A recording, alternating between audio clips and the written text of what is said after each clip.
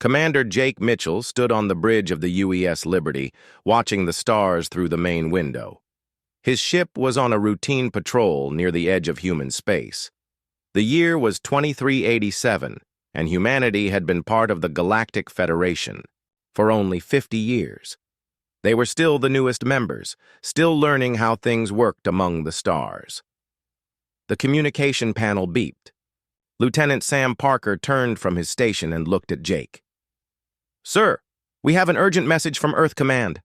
Admiral Lisa Carter wants to speak with you right away." Jake walked to the main screen and pressed a button. The face of Admiral Carter appeared. She looked worried. Her usually calm expression showed stress lines around her eyes.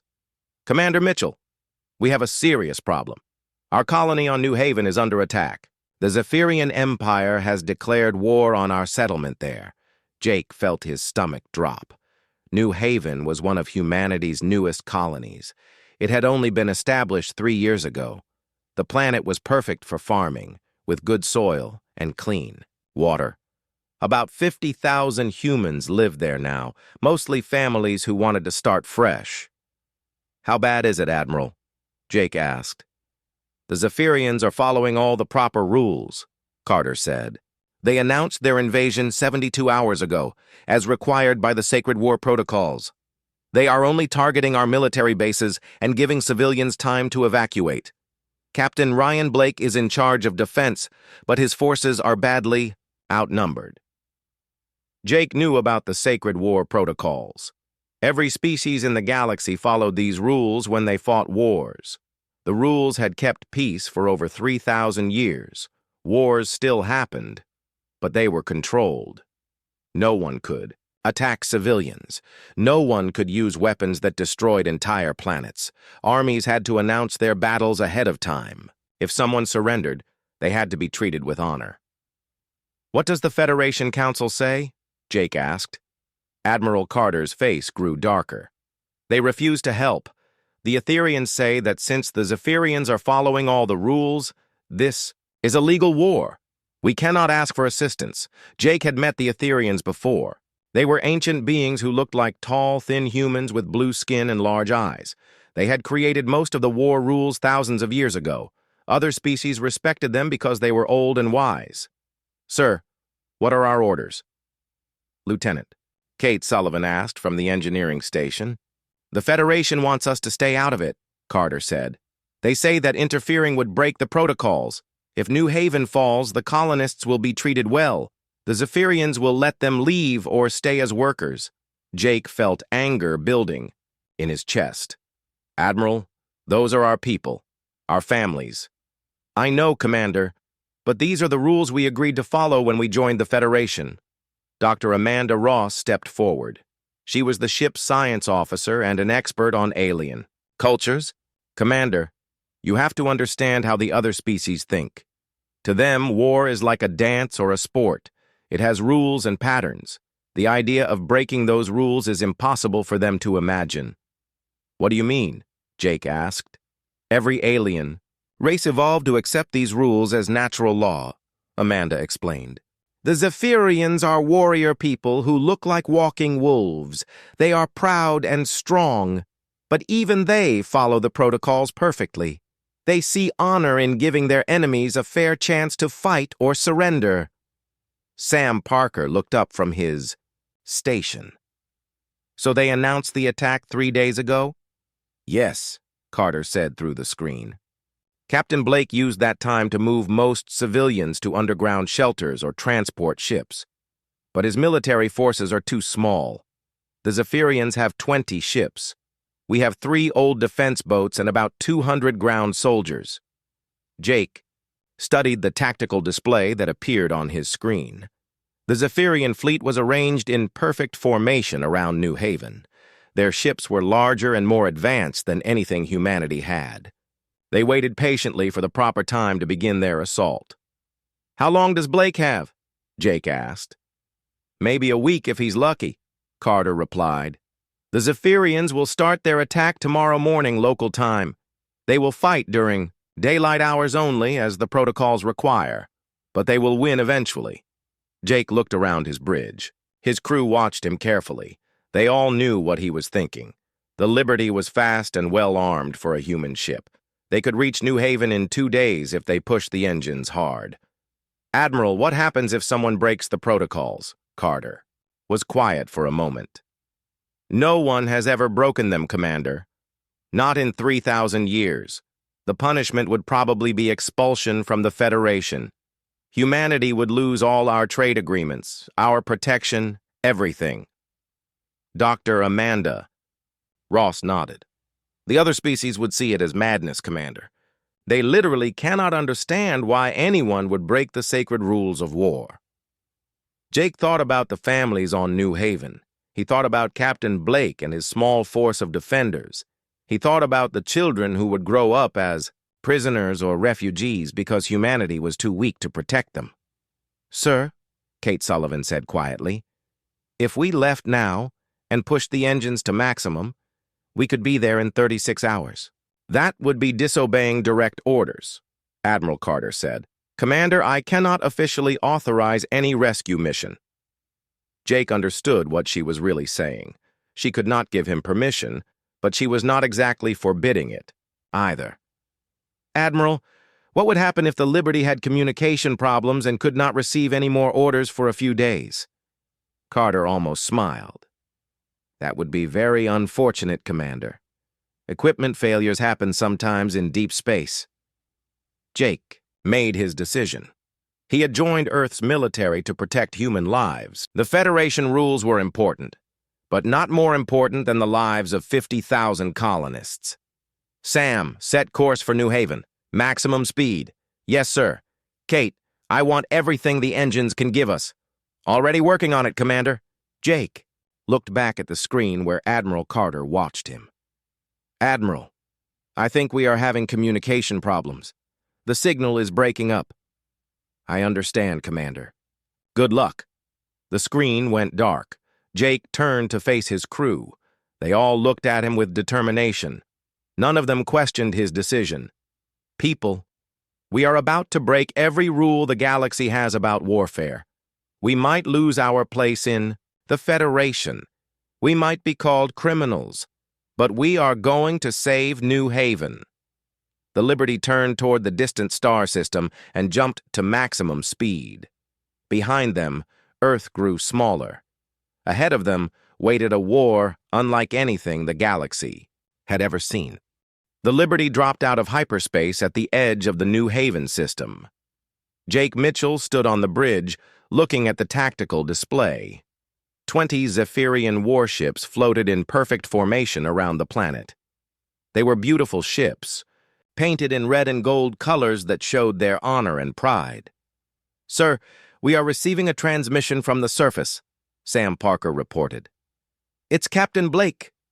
The screen showed a tired-looking man with dirt on his face. Behind him, Jake could see the inside of a military bunker. "Commander Mitchell, what are you doing here? You are supposed to stay away from Federation conflicts." "We came to help, Captain. What is your situation?" Blake looked around nervously. "We moved most of the civilians to the underground shelters outside the city. The Zephyrians have been very proper about everything. They even sent medical supplies for our wounded. But they will attack again tomorrow morning. I have maybe 200 soldiers left." "How many civilians?" "About 48,000 in the shelters. 2,000 refused to leave their homes." Jake felt anger again. The Zephyrians were following the rules perfectly, but that did not make it right. They were still invading a peaceful farming world and forcing families from their homes. "Sir," Kate Sullivan called from her station. "The Zephyrian flagship is trying to contact us." Jake nodded. "Put them through." The screen changed to show a massive wolf-like creature in military uniform. His fur was gray and black, and his yellow eyes looked intelligent but fierce. Scars covered his face from old battles. "I am War Alpha Krextar of the Zephyrian Empire. You are in a war zone, human vessel. State your purpose." Jake took a deep breath. This was the moment that would change everything. "We are here to defend New Haven." Krextar tilted his head, confused. That is not possible. This conflict was properly declared 72 hours ago. Your Federation has chosen not to intervene. You cannot enter the battle without following the protocols. We are not following your protocols, Jake said simply. The alien's eyes widened. In the background, Jake could hear other Zephyrians making surprised growling sounds. Krextar stared at the screen for several seconds. I do not understand. You must follow the Sacred War protocols. All civilized species follow the protocols. We are not like other species, Jake replied. Sam, are our weapons ready? Yes, sir. All systems armed. Krextar looked shocked. You cannot attack without proper challenge and response. You must announce your battle formation and allow time for preparation. Jake felt sorry for the alien commander. Krextar was trying to follow rules that had worked for thousands of years. But Jake had different rules to follow. Kate, activate stealth systems. Sam, target their communications array. The Liberty disappeared from the Zephyrian sensors. Jake watched Krextar's face change from confusion to something like fear. Where did you go? This is not possible. Show yourselves and fight with honor. Instead of answering, Jake ordered the attack. The Liberty's weapons fired at the flagship's communication system. The shots were precise and powerful. Sparks flew across Krextar's bridge as his equipment failed. All ships spread out, Jake commanded his crew. Use hit-and-run tactics. Don't let them group together. The human ship moved like nothing the Zephyrians had ever seen. It appeared from empty space, fired its weapons, then vanished again. The aliens tried to respond, but their ships were designed for honorable formation fighting. They could not track an enemy that refused to stay still and fight properly. Dr. Amanda Ross watched the battle from her science station. Commander, they are completely confused. Their entire military doctrine is based on predictable patterns. On the surface, Captain Blake watched the space battle through his sensors. Commander Mitchell, what are you doing up there? The Zephyrians are calling for help on all frequencies. We are showing them that human warfare is different, Jake replied. Blake, can you coordinate with us? What do you mean?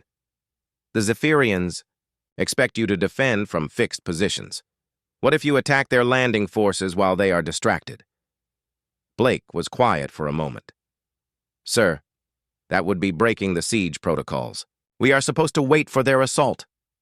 Captain, do you want to save your people or follow alien rules? Blake made his choice. All units, this is base command. We are moving to attack positions. Use the tunnel systems to get behind enemy. Lines! The ground battle changed completely. Blake's soldiers moved through underground passages that the Zephyrians did not know existed. They appeared behind enemy positions and attacked with quick, sharp strikes. Then they disappeared before the aliens could respond. In space, Lieutenant Ben Carter led a boarding party to one of the damaged Zephyrian ships. The aliens expected formal single combat between champions. Instead, they found human soldiers working as a team, using explosives and advanced tactics. The Zephyrian warriors were brave and strong, but they did not know how to fight enemies who did not follow the rules. They stood in formation and waited for proper challenges. The humans threw smoke grenades and attacked from 3 directions at once. This is not war, one Zephyrian officer said over the radio. This is chaos. Dr. Emma Davis, the Liberty's communications officer, listened to the enemy transmissions. Sir, they are requesting instructions from their high command. They do not know what to do about us. Let them talk, Jake said. Sam, target the next ship's engines. Kate, prepare for emergency jump. The Liberty struck again, damaging another Zephyrian vessel before jumping away. The alien ships tried to follow, but they could not match human speed and unpredictability. War Alpha. Krextar appeared on the main screen again. His ship's communication system was partially repaired. Human Commander, you are fighting without honor. You attack from shadows and strike at defenseless systems. We are fighting to win, Jake replied. Your people invaded our world. We are protecting our families. But the protocols— Your protocols do not protect our children, Jake said. We make our own rules. The battle continued for 6 hours. The Zephyrian fleet became scattered and confused. Their formations broke apart as they tried to chase the invisible human ship. On the ground, Blake's forces captured 3 enemy positions using tactics that the aliens could not understand or counter. Finally, Krextar sent a transmission that no one in the galaxy had heard in thousands of years. All Zephyrian forces, withdraw to minimum safe distance. We must reconsider our approach. The alien ships pulled back from New Haven. They did not surrender because the protocols had no provision for retreat without defeat, but they stopped fighting. Jake sat in his command chair, breathing hard. His crew looked exhausted but proud. They had saved New Haven using methods that broke every rule of galactic warfare. "Sir," Amanda Ross said quietly, "do you realize what we just did? We showed the entire galaxy that the sacred war protocols can be defeated." Jake nodded. "Yes. And now we have to deal with the consequences." On the planet below, Captain Blake watched the Zephyrian ships retreat. His soldiers cheered, but Blake understood that this victory came with a price. Humanity had just announced to the galaxy that they would not play by the old rules. The war had rules until the humans stepped in. Now everything was different. The Federation Council chamber was larger than a football stadium. Representatives from 47 different species sat in curved rows that rose toward a crystal dome ceiling. The air hummed with translator devices converting dozens of languages into understandable speech. Supreme Arbiter Velnara of the Etherians stood at the center podium. Her blue skin seemed to glow under the chamber lights, and her large black eyes showed deep concern. She was over 800 years old and had never seen anything like the reports from New Haven. "We gather today to discuss the unprecedented events at the human colony," Velnara announced. Her voice carried easily through the vast space. "Admiral Lisa Carter of Earth will present humanity's position." Admiral Carter walked to the witness stand. She looked small among the alien delegates, but her uniform was perfectly pressed and her expression showed no fear. Around her, creatures of every shape and size watched with curiosity and confusion. "Honored delegates," Carter began, "humanity acted to protect our civilians from invasion. We used methods available to us within our military capabilities." Ambassador Thokran of the Nexari raised one of his crystal arms. The Nexari looked like living gemstones, their bodies reflecting light in beautiful patterns. "Admiral Carter, your forces violated 17 specific protocols during the engagement. How do you explain this?" "We were not aware that protecting our people required following specific attack patterns," Carter replied calmly. A murmur went through the chamber. The translator devices worked hard to convert concepts that had no equivalent in many languages. War Alpha Krextar stood at another witness podium. The massive Zephyrian looked uncomfortable in the peaceful chamber, but he spoke with professional respect. "Honored Council, I must report that human military doctrine appears to have no connection to accepted warfare principles." "Explain," Velnara requested. Krextar's yellow eyes looked directly at Admiral Carter. "They attacked without announcing their formations. They used stealth technology to become invisible. They coordinated ground and space forces in ways that prevented proper response. Most disturbing, they seemed to consider victory more important than honor." The chamber fell silent. In 3,000 years of galactic civilization, no one had ever said such words during a war crimes hearing. Dr. Nathan Hughes, Earth's expert on galactic politics, sat in the human delegation area. He watched the alien faces around him and saw genuine confusion rather than anger. These species literally could not understand why anyone would fight differently than they always had. "War Alpha Krextar," Velnara continued, "did the humans target civilian populations?" "No, Supreme Arbiter." They were very careful to avoid civilian casualties. Did they use weapons of mass destruction? No. Their weapons were precise and limited. Did they torture prisoners or commit other atrocities?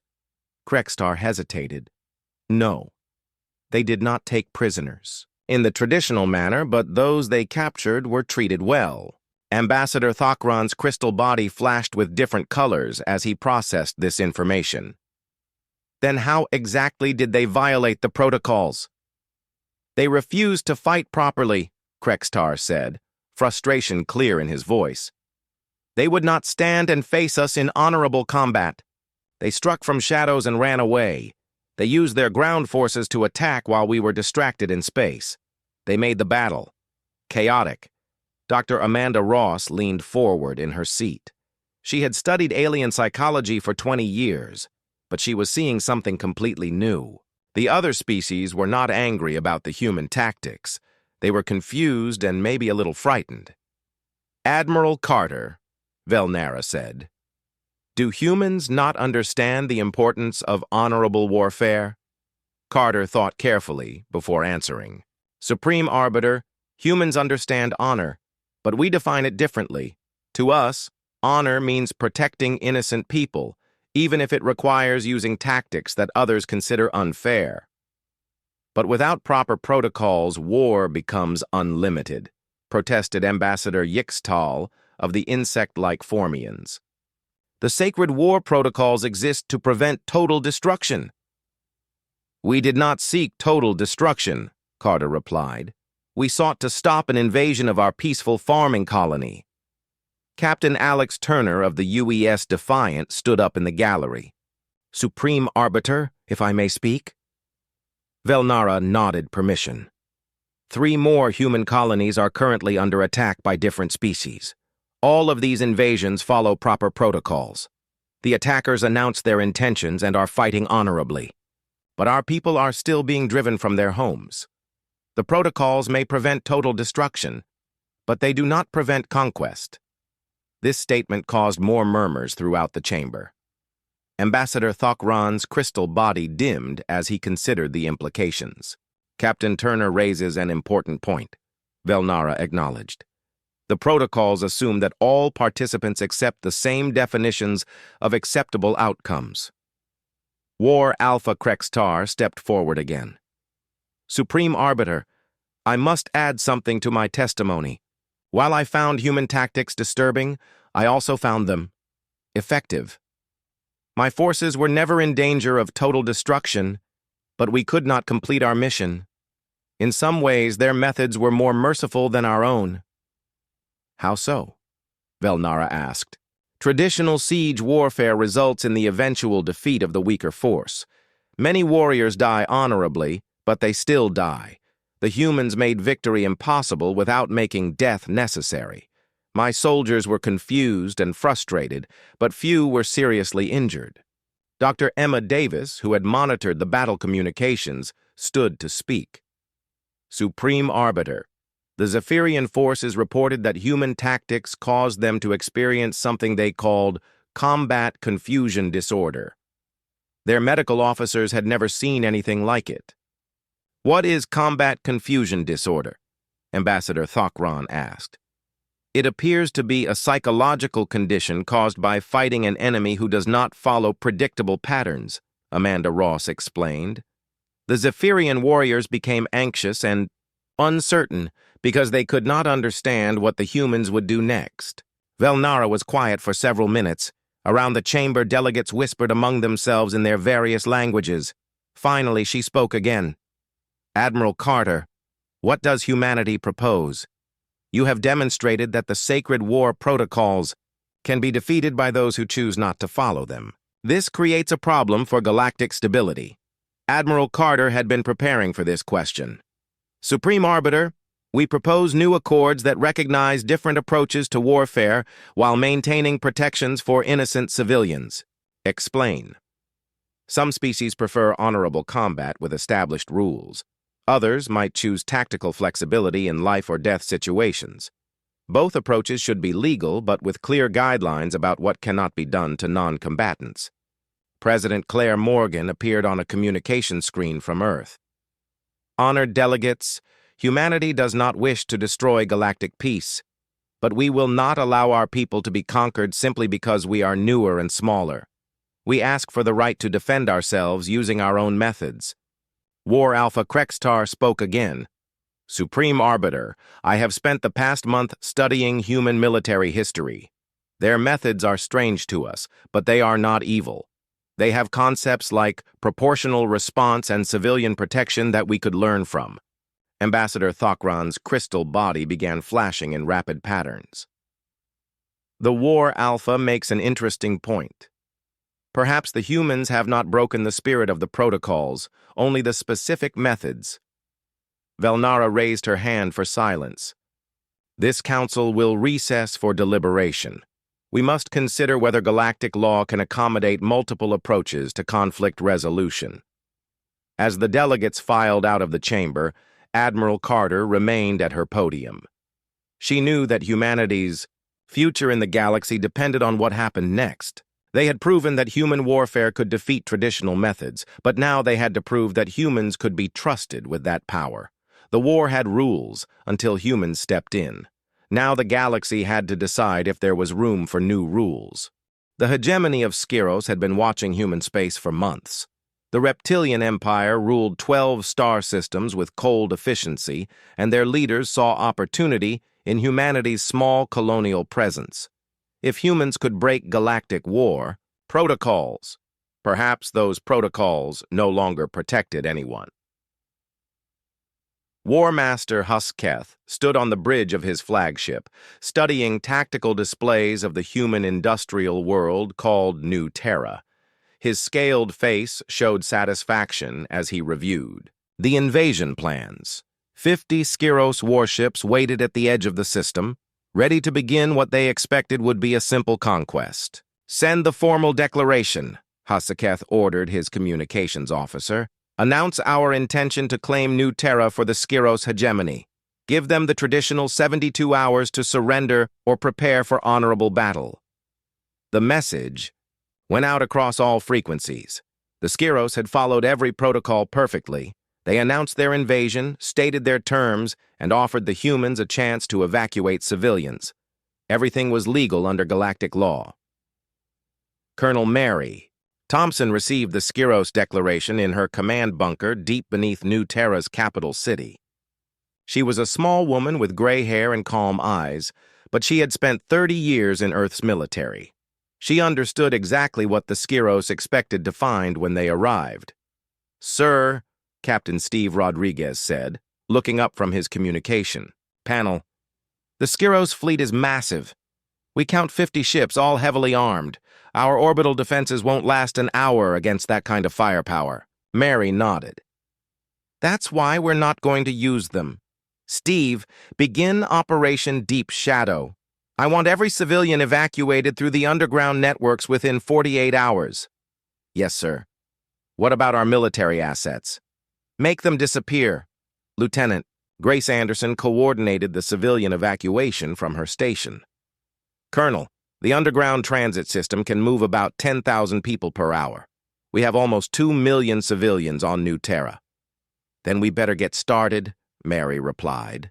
Grace, use every tunnel, every maintenance shaft, every service corridor. The Skiros don't know our cities were built on top of old mining networks. Dr. Frank Morrison, a human expert on reptilian psychology, studied intelligence reports about Skiros military doctrine. Colonel, the Skiros are even more rigid than the Zephyrians. They have conquered 14 worlds using exactly the same methods every time. They expect resistance to follow predictable patterns. Good, Mary said. That means they won't be ready for what we're planning. Captain Tony Lewis commanded the small human fleet in orbit around New Terra. He had only 6 ships against 50, but his orders were not to win a traditional space battle. All ships, begin dispersal pattern Gamma, Tony ordered.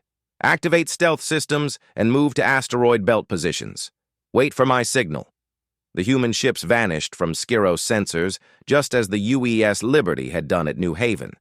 But this time. The humans had 72 hours to prepare instead of arriving in the middle of battle. When the Skiros invasion fleet arrived at New Terra, they found something impossible. The planet appeared completely abandoned. Orbital defense platforms floated dead in space. Cities showed no lights or activity. Communication channels were silent. War Master HFY studied the sensor readings with growing confusion. Where are the humans? Our intelligence report showed 2 million inhabitants. Sir, his tactical officer replied, all scans show the planet is empty. Perhaps they evacuated everyone. 2 million people cannot simply disappear, HFY said. Begin landing operations. Follow standard occupation protocols. The Skiros fleet moved into orbit and began sending down troop transports. 20,000 reptilian soldiers landed at strategic points around the planet's major cities. They established command posts and began methodical sweeps of the empty buildings. That was when the real war began. The first Skiros patrol disappeared on the outskirts of the capital city. One moment, 12 soldiers were walking down an empty street. The next moment, they were gone. No weapons fire, no explosions, just silence. Command, this is Patrol 7, came a transmission an hour later. We found Patrol 3's equipment scattered around a collapsed building. No bodies, no signs of struggle. War Master HFY ordered more patrols to investigate. Those patrols also disappeared. Colonel Thompson watched the Skiros movements from her hidden command center. Around her, displays showed the positions of both enemy forces and her own scattered units. Steve, activate the welcome mat, she ordered. Captain, Rodriguez smiled grimly. Yes, sir. All units, begin harassment protocol 1. The Skiros soldiers had been trained for honorable warfare against visible enemies.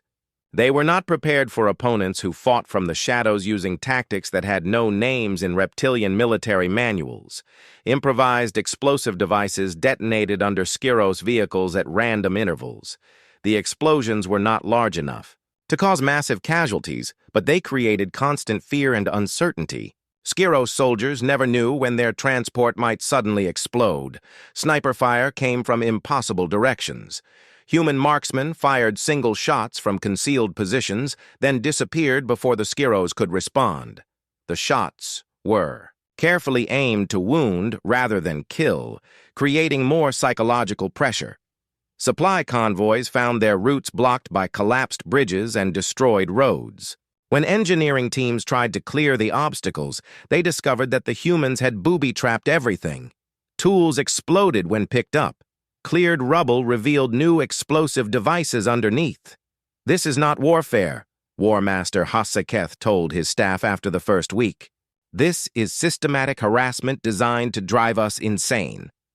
Dr. Morrison monitored Skiros communications from his hidden observation post. Colonel, their medical reports show increasing cases of what they call phantom enemy syndrome. Their soldiers are becoming paranoid and trigger-happy. Good, Mary replied. That means the psychological warfare is working. Grace, begin Phase 2. Lieutenant Anderson activated a new set of tactics that pushed Skiros' confusion to new levels. Human soldiers dressed as civilians appeared in areas the Skiros had already cleared. They offered surrender, then led Skiros patrols into carefully prepared ambushes. Other humans used captured Skiros equipment and uniforms to create false radio transmissions. Skiros units received contradictory orders and found themselves firing at each other in the darkness. The humans also employed what they called infrastructure denial. Instead of defending buildings and equipment, they destroyed anything useful before the Skiros could capture it. Power plants were sabotaged, communication centers were bombed, and transportation networks were systematically demolished. Sir, the Skiros intelligence officer reported to War Master HFY. The humans are destroying their own planet to deny us resources. This is completely irrational. It is also completely effective, HFY admitted. We came here to capture an industrial world. Now we are occupying a pile of rubble defended by invisible enemies. In space, Captain Lewis led his small fleet in attacks that violated every principle of naval warfare. Instead of fighting formation battles, human ships struck at Skiros' supply lines using coordinated wolfpack tactics. The humans had developed something they called kamikaze drones. These were small, unmanned spacecraft loaded with explosives. The drones approached Skiros' ships at high speed, making them almost impossible to stop. When they hit their targets, the explosions were devastating. "This is barbaric," the Skiros fleet commander transmitted to War Master Hasketh. "They are using suicide weapons. No civilized species would do such things." "The humans are not civilized by our standards," Hasketh replied. "They are something else entirely." After 3 months of constant harassment, the Skiros forces controlled no territory except where they physically stood at any given moment. Their casualties were relatively light, but their morale was completely destroyed. Soldiers refused to go on patrol alone. Officers reported that their troops were afraid of shadows. War Master Hisaketh stood in his command center, looking at casualty reports that made no sense. His forces had suffered fewer than 1,000 killed, but over 15,000 were listed as combat ineffective due to psychological factors. "Sir," his aide said quietly, "the General Staff is requesting a status report. They want to know when we will complete the occupation." Hisaketh looked at the tactical displays showing his scattered, demoralized forces hiding in fortified positions across a ruined planet. For the first time in Skiros military history, he was going to send a message that no reptilian commander had ever transmitted. "Tell the General Staff that I am requesting a ceasefire. We cannot complete this mission under current conditions." The aide stared at him in shock. "Sir, that would mean admitting that humans have taught us something about warfare that we did not want to learn." The Federation Council chamber was packed with more delegates than had ever gathered before. News of the Skiros ceasefire had spread across the galaxy in days. For the first time in recorded history, a major military power had asked to stop fighting without being defeated. Supreme Arbiter Velnara stood at the central podium, her blue skin showing the strain of months of emergency sessions. Around her, representatives from 47 species waited to hear how the galaxy would respond to humanity's latest demonstration of unconventional warfare. War Master Hasketh of the Skiros hegemony will address the council, Velnara announced. The massive reptilian commander walked slowly to the witness stand. His usually perfect military bearing showed signs of exhaustion, and his scaled face looked older than his years. He had spent 6 months trying to conquer a human world and failed, in ways that no Skiros textbook had prepared him for. "Honored delegates," Hisaketh began, his voice carrying across the silent chamber, "I must report that human warfare cannot be countered using traditional methods. My forces remain intact, but they are no longer capable of effective military action." Ambassador Thokron of the Nexari leaned forward, his crystal body reflecting the chamber lights. "War Master, please explain how an intact military force can be incapable of action." Hisaketh was quiet for a moment, searching for words to describe something that had no precedent in galactic military history. "The humans did not fight us in any recognizable way. They created a condition of constant uncertainty that made normal military operations impossible." "But surely your forces could adapt," suggested Ambassador Yixtal of the Formians. "How does one adapt to an enemy that follows no patterns?" Hisaketh replied. "Human soldiers appeared and disappeared without warning. They destroyed their own infrastructure to deny us resources. They used weapons that no civilized species would consider acceptable." Dr. Patricia Wade, Earth's Secretary of Defense, sat with the human delegation. She had arrived 3 days earlier with new proposals for reforming galactic warfare regulations. Next to her, Admiral Jake Mitchell watched the alien delegates struggle to understand concepts that humans took for granted. "War Master," Velnara continued, "did humans commit atrocities against your forces?"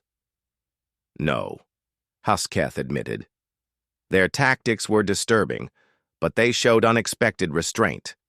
They could have killed many more of my soldiers, but they chose to disable them psychologically instead. A murmur went through the chamber. The translator devices worked hard to convert concepts like psychological warfare into languages that had no equivalent terms. War Alpha Krextar of the Zephyrians stood to speak. He had spent months studying human military history since his own encounter at New Haven. Honored Council, I believe I begin to understand what humans call tactical flexibility.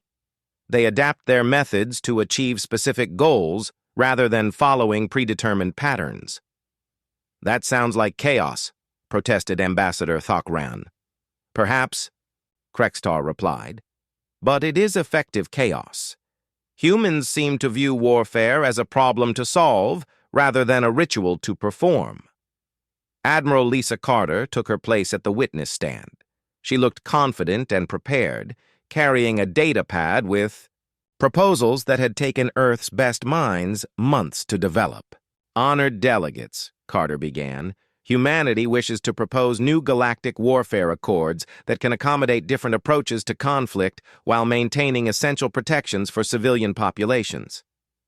Velnara gestured for her to continue. We suggest establishing 3 categories of warfare, Carter explained. Honorable warfare would follow traditional protocols for species that prefer established patterns. Total warfare would allow tactical flexibility for life-or-death situations. Protected zones would be areas where no combat is permitted under any circumstances. How would these categories be determined? Asked Ambassador Yixtal. By mutual agreement between the parties involved, Carter replied. If both sides choose honorable warfare, they would follow the traditional protocols. If either side chooses total warfare, both sides would be allowed to use flexible tactics. President Claire Morgan appeared on the main communication screen from Earth. Her face showed determination mixed with hope as she addressed the assembled delegates. Honored representatives, Morgan said, humanity does not wish to destroy galactic peace. We simply ask for the right to defend ourselves using methods that we understand. We believe that different species can coexist even if they approach conflict differently. Dr. Amanda Ross stood to present her research findings. Supreme Arbiter, my studies show that every species in the galaxy evolved to accept warfare patterns that suited their particular psychology. Humans evolved differently. We see survival as more important than honor and adaptation as more valuable than tradition. War Master Husketh spoke again. Supreme Arbiter, I must support the human proposal. Traditional warfare assumes that all opponents share the same values and methods. When that assumption fails, traditional warfare becomes useless. Ambassador Thokran's crystal body flashed in rapid patterns as he processed this information. War Master Husketh raises an important point. If humans can defeat traditional methods, then those methods are no longer adequate for galactic security. Commander Bruce Anderson of the newly formed Human Galactic Military Exchange Program presented his preliminary findings. Honored delegates, we have begun training exercises that combine human tactical flexibility with traditional honor-based combat. The results suggest that both approaches have value when properly integrated. Explain, Velnara requested. Human methods excel at achieving quick victories with minimal casualties, Anderson explained. Traditional methods excel at maintaining post-conflict stability and reconciliation. A combination might be more effective than either approach alone. Lieutenant Kelly Rogers, representing the younger generation of human officers, stood to address a concern that many delegates had raised. Honored Council, some delegates worry that human methods will lead to unlimited warfare. But our history shows the opposite. Humans developed concepts like proportional response and civilian protection specifically because our flexible tactics required ethical guidelines. War Alpha Krextar nodded his agreement. The human lieutenant speaks truth. In studying their military history, I found that their tactical flexibility came with strong moral codes about protecting innocent populations. After hours of debate, Velnara called for a recess. The delegates filed out of the chamber to discuss the proposals with their home governments. The humans waited anxiously for the final decision.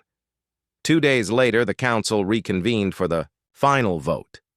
Velnara stood at her podium holding a crystal tablet with the official results. After extensive deliberation, this council approves the new Galactic War protocols by a vote of 38-9. The new accords will take effect immediately. Admiral Carter felt relief wash over her. Humanity would remain in the Federation, and they would be allowed to defend themselves using their own methods. President Morgan addressed the council one final time. Honored delegates, we pledge that humanity will use these new protocols responsibly. We will continue to protect civilian populations and work toward peaceful resolution of conflicts whenever possible. 1 year later, Admiral Jake Mitchell stood on the bridge of the UES Constitution, humanity's first ship designed with input from 12 different species. The vessel represented everything the new protocols had made possible, combining human, tactical flexibility with alien engineering expertise. Sir, Lieutenant Kelly Rogers reported from her station. The hegemony of Dracos is requesting formal alliance discussions. Their ambassador specifically mentioned that they prefer diplomatic solutions to learning about human warfare methods. Jake smiled. The galaxy had learned that humans fought differently, but more importantly, other species had learned that different approaches to conflict could coexist. Dr. Amanda Ross completed her final report on the protocol changes. Admiral, the new accords have actually reduced galactic conflicts by 30%. It seems that when species know warfare might be unpredictable, they prefer to negotiate. War Alpha Krextar visited the Constitution as part of a cultural exchange program. He had become an expert on human military philosophy and now taught courses on tactical adaptation to other alien officers. Admiral Mitchell, Krextar said during their meeting, humans taught us that strength comes not from following rules, but from knowing when to change them. Jake looked out at the stars, thinking about how much had changed since that day when he decided to break galactic law to save New Haven. Krextar, humans didn't want to destroy your rules. We just wanted to prove that there could be more than one way to protect innocent people. The war had rules until humans stepped in, not to eliminate those rules, but to show that rules without flexibility become weaknesses. The galaxy was still learning to live with multiple approaches to conflict, but for the first time in millennia, that diversity was seen as strength rather than chaos. As Admiral Mitchell watched the stars, he reflected that humanity's greatest contribution to galactic civilization was not their technology or their diplomatic skills, but their stubborn refusal to accept that the way things were was the only way things could be.